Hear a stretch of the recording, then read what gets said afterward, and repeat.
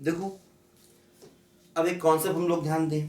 दो कॉन्सेप्ट ये है, जैसे मान लो एक फंक्शन एफ एक्स है और एफ एक्स का पीरियड टी है मान लिया, तो अगर हम इसमें किसी नंबर से मल्टीप्लाई कर दें, ठीक है, पूरे में मल्टीप्लाई कर दें, कुछ ऐड कर दें, कुछ डिवाइड कर दें, तो ये जो नया फंक्शन आएगा देखो इसका पीरियड होगा टी बाई मॉड ए। ध्यान दो, है ना। अगर फंक्शन का पीरियड टी है, देखो जो नया फंक्शन आएगा उसका पीरियड हो जाएगा टी बाई मॉड ए। मतलब जो x का कोफिशिएंट है उससे हम पीरियड को डिवाइड कर देंगे। जैसे इसका पीरियड t है तो इस पूरे फंक्शन का देखो पीरियड क्या हो जाएगा t बाई मॉड ए। मतलब जो x का कोफिशिएंट है देखो a, उससे हम पीरियड को डिवाइड कर देंगे, है ना, t बाई मॉड ए। ध्यान दो बाकी चीजों का पीरियड पर फर्क नहीं पड़ेगा। देखो जैसे m है, b है, k है, n है, इसमें से किसी भी चीज का पीरियड पर फर्क नहीं पड़ेगा, बस पीरियड पर फर्क पड़ेगा किसका, बोलो x के कोफिशिएंट का।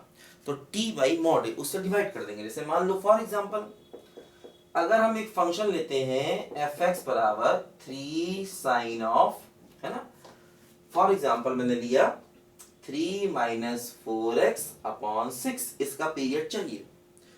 तो देखो साइन फंक्शन है, साइन फंक्शन का पीरियड क्या होता है 2 पाई, और x का कोफिशिएंट कितना है -4, तो 2 पाई बाई -4 का मॉड, तो 2 पाई बाई 4 तो क्या हो जाएगा बोलो पाई बाई 2।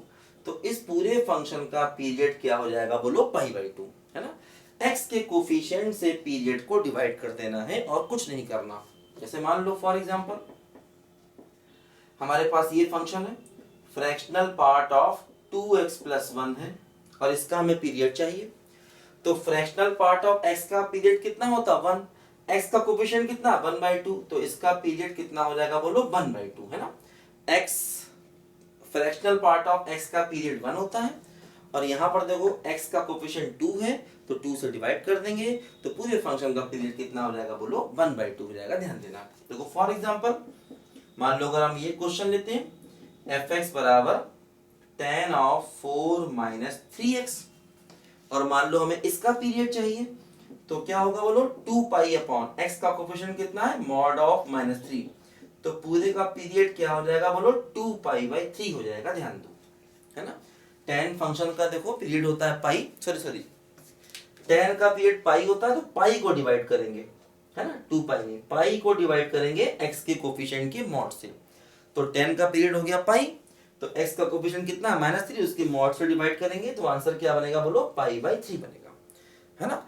तो अगर हम x का कोफिशिएंट बदल दें तो पीरियड पर फर्क पड़ जाता है। जैसे मान लो फॉर एग्जांपल अगर हम ये क्वेश्चन ले लें f(x) बराबर cos ऑफ, है ना, x + 8, तो देखो अब यहाँ पर x का कोफिशिएंट वही है, इसलिए इस फंक्शन का पीरियड 2 पाई ही रहेगा, कोई फर्क नहीं पड़ेगा, क्योंकि x का कोफिशिएंट देखो 1 ही है, तो पूरे फंक्शन का जो पीरियड है बोलो वो 2 पाई ही रहेगा। x का कोफिशिएंट बदलता तो हम उससे डिवाइड करके फंक्शन का नया पीरियड निकाल सकते थे, लेकिन यहाँ पर हमारा पीरियड 2 पाई ही रहेगा। ध्यान दो, ठीक है। तो इस कॉन्सेप्ट को लिखे सब बच्चे नोट करने पहले अच्छे से, फिर बताता हूँ मैं आपको और चीजें। देखो इसमें इंपॉर्टेंट कुछ, ठीक है, ये कॉन्सेप्ट भी काफी इंपॉर्टेंट है, इससे हम बहुत सारे क्वेश्चन आईटी में मिलते हैं, कई बार पीरियोडिक फंक्शन की हेल्प से हम लोग कर पाते हैं।